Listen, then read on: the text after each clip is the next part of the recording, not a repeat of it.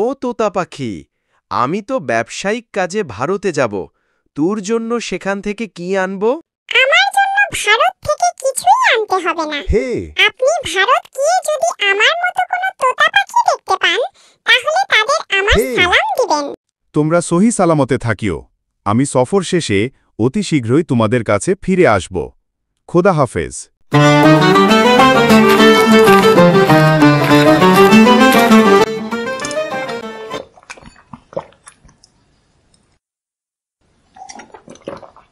ये कितने का है?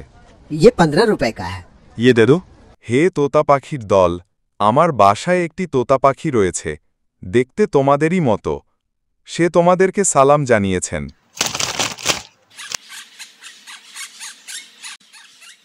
আশ্চর্য! কি ব্যাপার? কিছুই তো বুঝলাম না। এই নাও তোমাদের উপহার। ওহ, আমার তোতা পাখি, আমি তোমার কথা মতো তোমার জাতি ভাইকে তোমার সালাম পৌঁছালাম, কিন্তু আশ্চর্য বিষয়, সেটা শোনা মাত্রই তোমার একজন জাতি ভাই মাটিতে পড়ে মারা গেল আর বাকিরা উড়ে চলে গেল।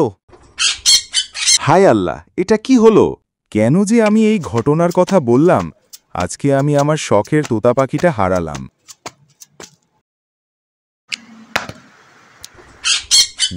ছাই, চল আসাস, ঘরে যাবি।